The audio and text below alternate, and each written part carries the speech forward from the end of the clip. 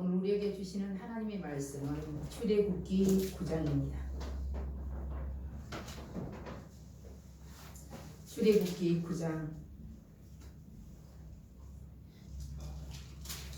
1절에서 12절 말씀입니다. 함께 봉독해 올립니다. 여호와께서 모세에게 이르시되 바로에게 들어가서 그에게 이르라. 히브리 사람의 하나님 여호와께서 말씀하시기를 내 백성을 보내라. 그들이 나를 섬길 것이니라.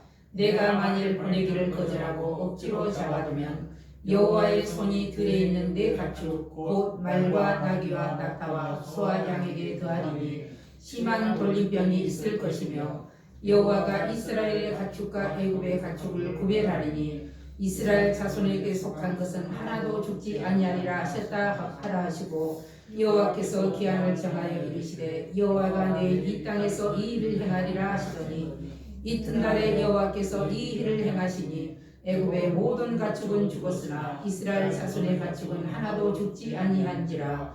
바로가 사람을 보내어 본즉 이스라엘의 가축은 하나도 죽지 아니하였더라.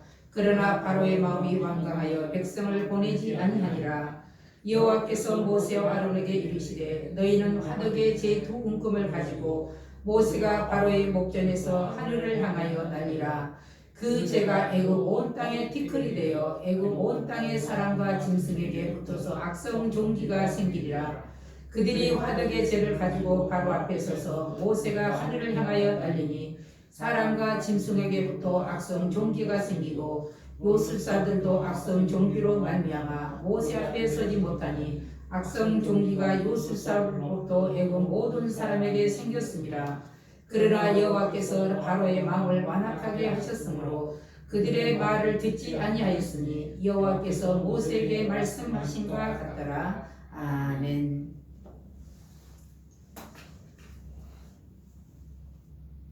찬송가 438장을 찬송합니다.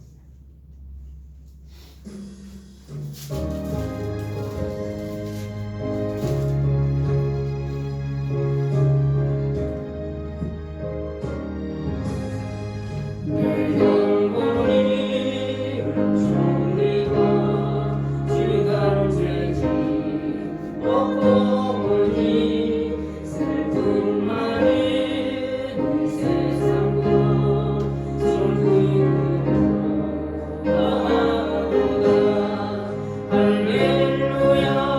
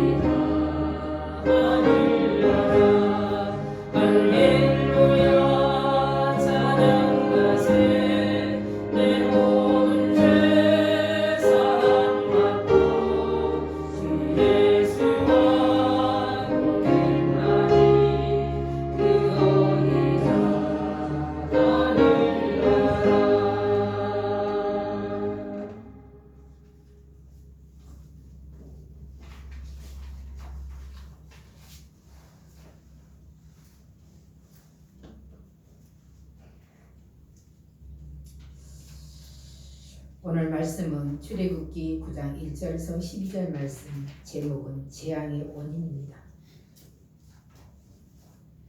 서양 속담에 고집 센 낙타에겐 채찍이 있다, 채찍이 약이다라는 말이 있습니다.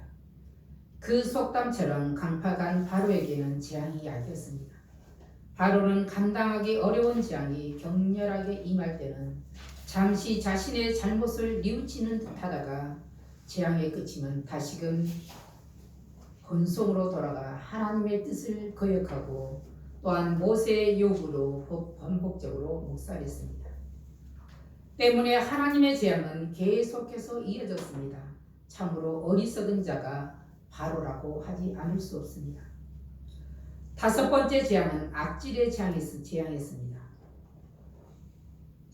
대부분의 주석가들은 이 질병을 오늘날 탄저병이라고 말하고 합니다. 동물이 이 병에 걸리면 몸에 종양을 일으키고 폐를 상하게 하므로 호흡곤란이 발생하여 쇼크로 폐사하는 치명적인 그러한 전염병입니다. 현대 전쟁에서 원자폭탄 이상으로 금기시하는 무기가 생화학 무기인데 이 생화학 무기의 주류가 탄저병을 일으키는 그러한 무기입니다. 세계가 이 생화학 무기를 불법화하고 있는 이유는 인류를 위협하는 전쟁 범죄이기 때문입니다. 그 예로 1차 세계대전 때는 독가스를 독일에서 개발한 이 겨자 독가스로 많은 사람들에게 피해를 줬습니다. 그런데 더 강하게 개발된 것이 2차 세계대전 때는 어마어마한 사람들을 살상했습니다. 시리아도 독가스로 대량 살상 무기를 삼고 있습니다. 북한은 수십만 톤의 생화학 무기를 보유하고 있는 것으로 전해지고 있습니다. 그래서 주한 미군이 한국에 부임할 때는 100% 탄저병 예방주사를 맞는다고 합니다. 일단 탄저병은 동물과 사람에게 위협적인 전염병입니다. 본문에 보면 이 병은 애굽의 가축에 한해서 특화된 재앙으로 보여지고 있습니다. 당시 애굽은 모든 동물을 경배의 대상으로 섬기던 시대였습니다. 가보지는 않았지만 이집트 박물관에는 고대 피라미드 등에서 발굴한 각종 짐승이 신이 전시되어 있다고 합니다. 대표적으로 수양의 머리 형상을 한 신으로 아문이 있습니다. 매의 형상을 가진 신을 호루스 신이라 하였고 제칼의 형상을 가진 신을 아비누스라 했습니다. 그리고 악어의 형상을 가진 신을 소보쿠 신이라 했고 따오기 형상을 가진 아비스 등이 전시되어 있는데 그 중에서도 힘과 생명의 신으로 숭배했던 황소의 형상을 지닌 아피시 신이 있는데 그처럼 숭배하고 소중하게 여기던 황소들이 여호와의 재앙으로 맥없이 쓰러져 죽어가는 것들을 그들은 무기력하고 바라볼 수밖에 없었습니다. 시편 11편 4절에서 7절까지는 그들의 우상은 은과 금이요 사람의 손으로 만든 것이라 입이 있어도 말하지 못하며 눈이 있어도 보지 못하고 귀가 있어도 듣지 못하며 코가 있어도 냄새를 맡지 못하고 손이 있어도 만지지 못하고 발이 있어도 걷지 못하며 목구멍이 있어도 작은 소리조차 내지 못하느니라 이랬습니다. 실제로 우리가 우상을 만들어 이렇게 놓은 것을 보면 똑같습니다. 그들의 우상은 거의 보면 은과 금이고 동이고 요즘은 시멘트로 만들어서도 보면 금 색깔을 칠해 놓습니다. 지금도 그렇지만 가축이 병으로 죽는 것은 흔한 일입니다. 그러나 이번 사건은 하나님의 능력에 의한 사건이라는 사실입니다. 그것은 일정한 기간을 정할 때 그리고 안에 있는 가축이 아니라 밖에 있는 가축만 재앙이 임한다고 했는데 바로 그 일정을 기간을 정할 때 가축에게 재앙이 임했다는 것입니다. 그리고 이스라엘 백성의 소유한 가축에게는 재앙이 임하지 아니었다는 점입니다. 그러므로 여호와를 인하여 그들이 신으로 섬기는 가축에게 혹독하고 치명적인 재앙이 왔다면 그 신은 섬김을 받을 자격이 없다는 그러한 뜻입니다. 우리들로서는 당연한 일이지만 지금까지 그들이 애지중지 소중히 여기던 동물신들이 여호와의 재앙 앞에 무참히 쓰러지는 것을 볼 때 누가 참신인지 그들도 깨닫지 않을 수 없기 때문입니다. 이 일로 바로와 그의 백성은 이 모든 일이 여호와 하나님께로부터 왔음을 깨닫게 될 것이고 그들은 계속해서 하나님께서 대항한다면 더 큰 재난을 불러올 수 있다는 그러한 것을 깨달을 수 있었을 것입니다. 가축들에게 임한 하나님의 심판은 애굽의 경제를 파국으로 몰았고 애굽 사람들의 일상생활에 심각한 영향을 끼쳤습니다. 그것은 우선 농경사에서 말과 나귀와 약대는 운송수단으로 사용됐습니다. 그리고 꼭 노동에 필요한 가축들이었습니다. 그리고 비교적 작은 짐승들은 가죽과 털이 옷감의 재료로 사용됐고 여러 다른 가축들은 식량으로 사용됐음을 오늘 성경을 통해서 우리는 분명히 알 수 있습니다.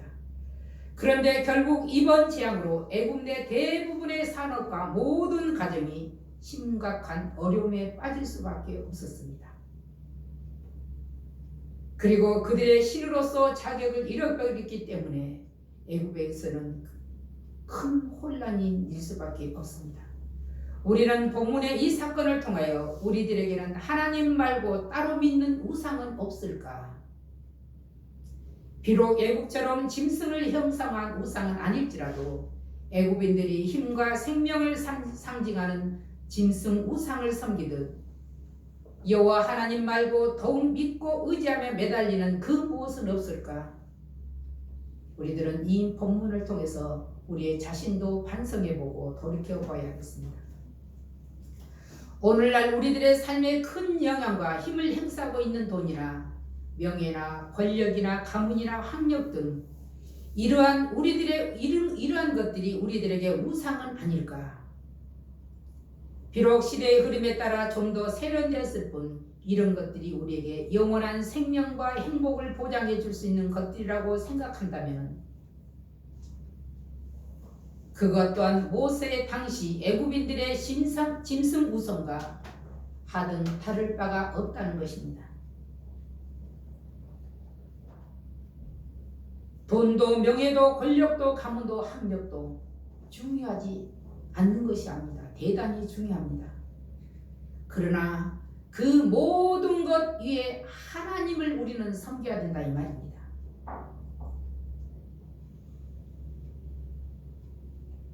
그렇지 않는다면 우리가 그처럼 소중하게 여기던 돈과 명예, 권력과 학력들이 산산이 부서지며 내 인생의 재앙으로 등장할 날이 반드시 올 것이다 이 말입니다. 그러므로 우리는 두렵고 떨리는 마음으로 하나님의 경고를 받아들여야 할 것입니다. 우리 모두는 오직 방패시요 힘이시며 도움이 되시는 여호와 하나님을 나의 삶 중심에 모시고 여호와 하나님만을 영원히 믿고 의뢰하는 여호와 제일주 여호와의 중심주의의 삶을 살아가야 하겠습니다. 오늘 본문을 보면 드디어 애굽과 모세에게 심판의 날이 왔습니다. 6절 우리 같이 한번 봉독해봅니다. 이튿날에 여호와께서 이 일을 행하시니 애굽의 모든 가축은 죽었으나 이스라엘 자손의 가축은 하나도 죽지 아니한지라. 아멘. 이스라엘 백성들도 이전에는 애굽으로 인하여서 애굽 왕 바로로 인하여서 많은 고통을 당했습니다. 그런데 신기한 것은 애굽 사람들의 모든 가축은 심한 돌림병은 악질에 걸려 죽었지만 이스라엘 백성의 가축은 단 한마디로 죽지 않았다는 사실입니다. 이스라엘과 애굽을 하나님은 구별하셨습니다. 분명 애굽 사람들 가운데는 선한 사람도 있고 법 없이 살 만큼 양심적인 사람들이 있었을 것입니다. 역으로 이스라엘 사람들 가운데도 악한 사람들이 있었을 것이고 무수히 법을 어기고 이웃에게 손가락질 받는 사람들도 있었을 것입니다. 이런 것들을 감안하여 볼 때 구원은 윤리적이고 율법적인 삶과는 다른 룰을 가지고 있다는 것을 우리는 분명하게 알 수 있습니다. 그렇다면 구원받은 그 경계선은 어디냐고 물을 것입니다. 그런데 오늘 본문 말씀을 통해서 단지 그가 선민 이스라엘이냐 이방인 애국이냐라는 그러한 차이입니다. 그가 잘 살아났느냐 못 살았느냐 이것이 아니라 오늘도 마찬가지입니다. 우리가 구원 얻는 것은 우리의 인간 됨됨이로 구원 얻는 것이 아니라 하나님의 선택받는 백성이냐 아니냐에 달려 있습니다. 그런데 선택은 하나님의 절대 권한입니다. 그러므로 우리가 할 일은 나같이 부족하고 모자란 사람을 택하사 하나님의 자녀 삼아 주신 여호와 하나님께 감사하며 절대 순종하며 하나님의 자녀답게 살아가는 것이 우리의 의무입니다. 그가 윤리적으로 어떻게 살았느냐로 하나님의 자녀 되는 것이 아니라 이제 하나님의 자녀가 되었으니 하나님의 자녀답게 윤리적으로 신앙적으로 살려고 다짐하는 바로 이러한 것입니다. 애굽의 바로와 그 백성에게 가했던 심판을 내리신다는 분명한 경고에 하나님을 믿는 백성들은 든든한 마음을 가졌을 것입니다. 오늘 이 시대도 마찬가지입니다. 하나님을 믿는 백성은 분명히 가나안 적과 꿀이 가나안 땅으로 하나님 인도하신다 했고 하나님이 없는 백성은 무적행으로 보낸다고 했습니다. 끝날에 시편 119편 161절에는 고관들이 거짓으로 나를 핍박하노나 나의 마음은 주의 말씀만 경외하나이다라고 시편 기자는 고백했습니다. 모세 시대에도 시편 기자가 고백했던 그 시대에도 지금 이 시대에도 고관들의 거짓으로 보면은 백성들에게 알지 못하게 핍박하고 다스리고 있습니다.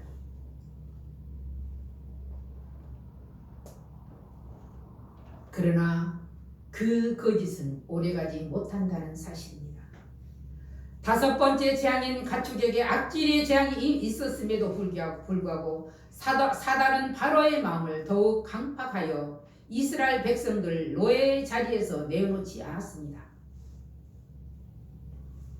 천하 모든 것에는 때가 있습니다.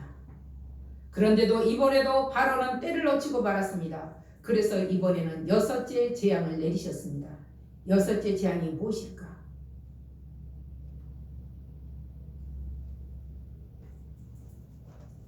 한번 같이 읽어봅니다. 8절부터 8절 한번 읽어봅니다. 여호와께서 모세와 아론에게 이르시되 너희는 화덕에 제 두 움큼을 가지고 모세가 바로의 목전에서 하늘을 향하여 날리라. 9절 그 재가 애굽 온 땅에 티끌이 되어 애굽 온 땅의 사람과 짐승에게 붙어서 악성 종기가 생기리라. 아멘. 전에는 물을 먹을 수 없게 하거나 음식을 먹을 수 없게 하거나 가축에게 악질이 돋게 하는 등 간접적인 재앙이었습니다. 그런데 이제는 간접적인 재앙이 아니라 바로와 애굽인에게 직접적인 영향을 끼치는 적극적인 단계로 이제는 들어섰습니다. 방금 봉독해 올렸던 8절 9절 여호와께서 모세와 아론에게 이르시는 너희는 화덕에 제 두 움큼을 가지고 하늘을 향하여 날리라고 했습니다. 그 재가 애굽 온 땅에 티끌이 되어 애굽 온 땅의 사람과 짐승에게 붙어서 악성 종기가 생기리라. 인류 최대의 관심이 무엇입니까? 뭐라 해도 건강일 것입니다. 그래서 새해가 되면 모든 사람들의 기원이 금년에도 가정이 건강하고 평안하게 살기를 소원하는 것이 첫째 기원입니다. 그래서 건강을 지키기 위하여 운동을 하고 좋은 음식을 찾아 먹으려고 합니다. 질병에 걸리면 다른 일은 못해도 병 낫기를 위해서 도모합니다. 그런데 의사나 약사들이 하는 말은 사람이 병이 들었을 때 7 내지 80%는 하나님이 치료하시고 의사나 약사가 하는 일은 많아야 20%라고 합니다. 그러나 분명 성경 말씀에 우리의 영과 육신의 건강을 주관하신 분은 하나님이시라고 말씀해 주고 있습니다. 그런데 애굽 사람들은 그렇게 믿지 않았습니다. 그들은 병에 걸리면 애굽의 종교 지도자나 술법사들의 마술에 의해 나을 수 있다고 믿었습니다.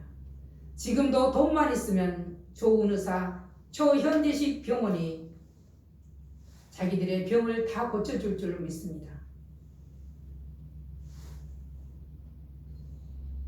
분명 약도 의사도 필요합니다. 그러나 우리는 하나님께 더 의지하는 것이 더 중요합니다. 만약 의사나 병원만 의지한다면 현대판 애굽의 술사요 박수무당이라고 밖에 할 수 없을 것입니다. 어떤 의학자의 통계에 의하면 병원에 찾아오는 환자의 3분의 1은 조금만 참으면 스스로 치유될 수 있는 병을 가지고 병원에 찾아온다고 합니다. 그리고 3분의 1은 약간의 도움으로 치유되는 환자이고 3분의 1은 아무도 도움도 되지 않는 불치병을 가지고 찾아와서 고통스러운 환자 생활을 더 오래 연장하면서 병원에 돈만 벌어주는 환자라고 합니다.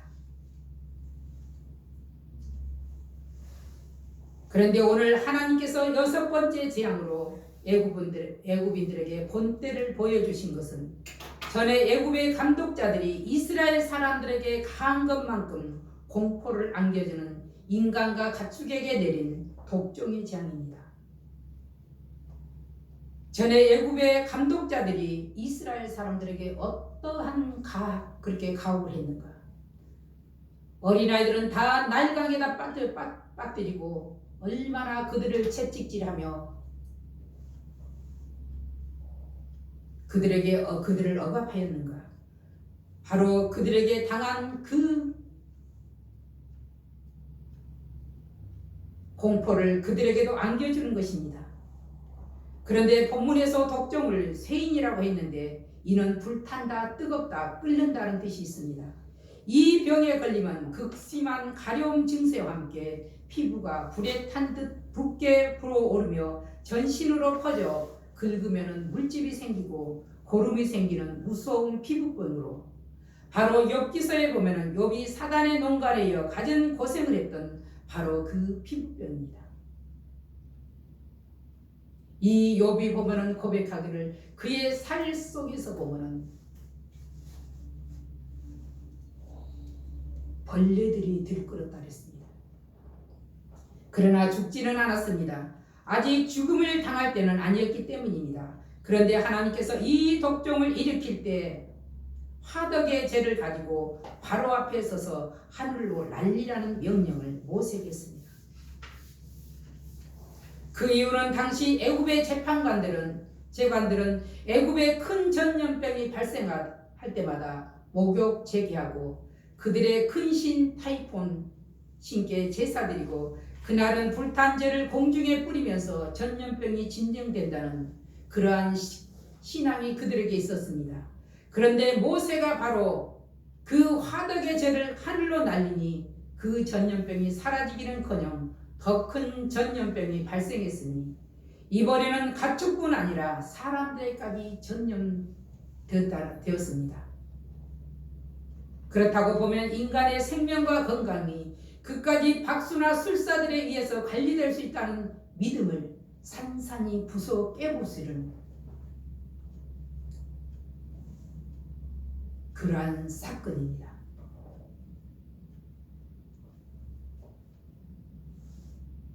화덕의 죄가 화를 쫓아내고 복을 가져오는 것이 아니라 오히려 복을 몰아내고 화를 불려들었으니 애굽인들이 그동안 얼마나 어리석은 백성들이었는가를 만천에 공개한 사건입니다. 이 사건이야말로 그 당시 세계 최고 문명을 자랑하는 애굽에서 그것도 가장 지혜 있다고 뽐내던 술객들도 하나님 앞에서는 별 수 없었음을 만천하에 공개한 사건입니다. 그래서 고린도전서 1장 25절은 하나님의 미련한 것이 사람보다 지혜 있고 하나님의 약한 것이 사람보다 강하다고 하였습니다. 하나님의 미련한 것이 사람보다 지혜 있고 하나님의 약한 것이 사람보다 강하다. 그렇다면 하나님을 의지하는 것이 가장 지혜로운 방법이라고 할 수밖에 없습니다. 출애굽기 15장 26절에는 너희가 너희 하나님 여호와의 말을 청종하고 나의 보기에 의를 행하며 내 계명에 귀를 기울이며 내 모든 규례를 지키면 내가 애굽 사람에게 내린 모든 질병 중 하나도 너희에게 내리지 아니하리니 나는 치료하는 여호와임이라. 아멘.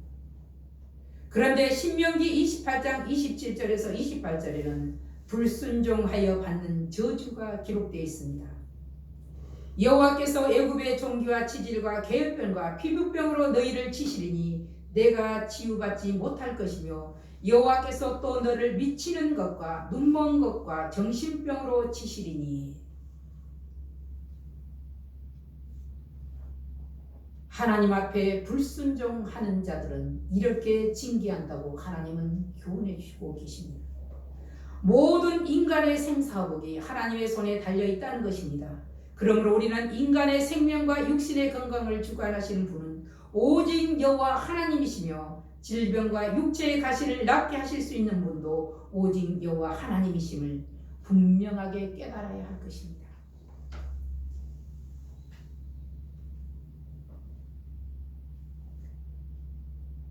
세상에 이유 없는 재난은 없습니다. 그것이 천재지변이든 국가적인 재난이든 개인적인 재난이든 건강 이상이든 사업의 실패든 모든 결과에는 반드시 원인이 있기 마련입니다. 그 원인을 찾아야만이, 정확하게 찾아야만이 그 재난도 회복시킬 수가 있습니다. 그 원인이 무엇일까? 현대는 인간 지성이 지배하는 세상이라 할 수 있는 대로 합리적인 이유를 댑니다. 과학자는 과학적인 원인으로, 의학자는 의학적인 원인으로 그 해답을 얻으려고 하는 경우가 많습니다.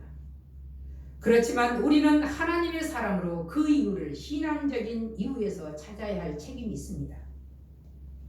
신앙의 사람들이 세상의 지식인들처럼 합리적인 이유를 들어 말한다면 우리 자신의 존재 이유를 상실하는 것이라고 하겠습니다. 결국 인간 재앙의 최대 원인은 하나님에 대한 불순종입니다. 즉 하나님께 대한 불신앙이다라고 우리는 신앙적으로 풀어줘야 할 것입니다.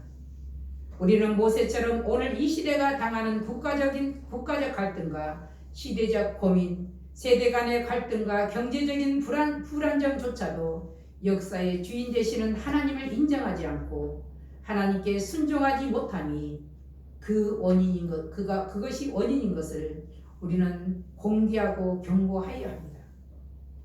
그렇게 함으로써 더 큰 재앙을 면함은 물론이고 치료하시는 하나님의 은혜로 상처받은 심령들을 보살피는 사명을 다음으로 화해하고 하나 되는 나라로 만들어 가는 것입니다.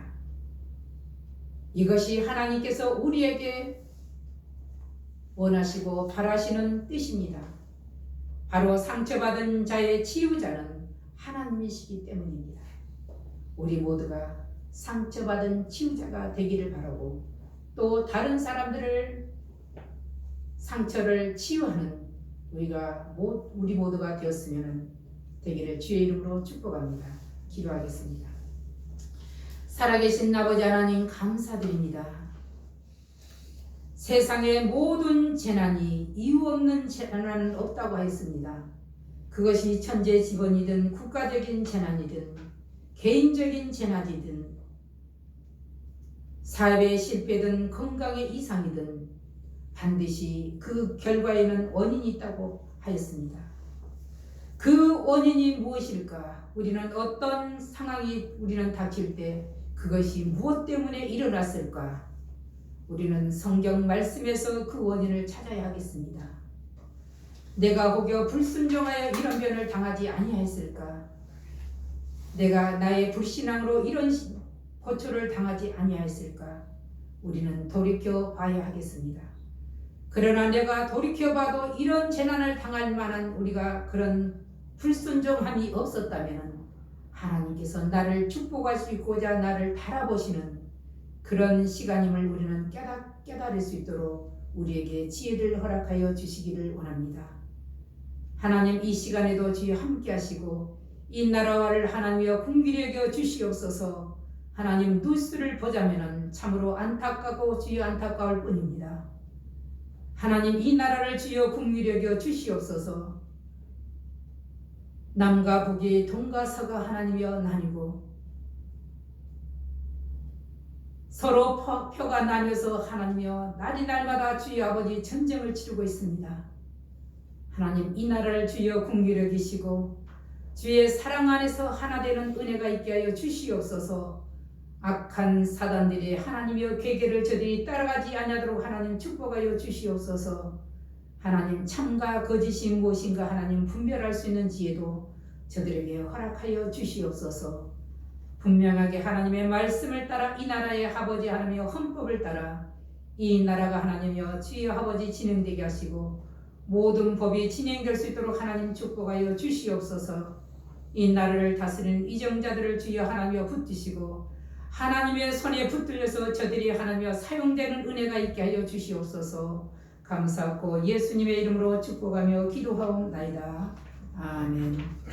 찬송가 270장을 부르시면서 준비하신 애물을 하나님 앞에 올리겠습니다.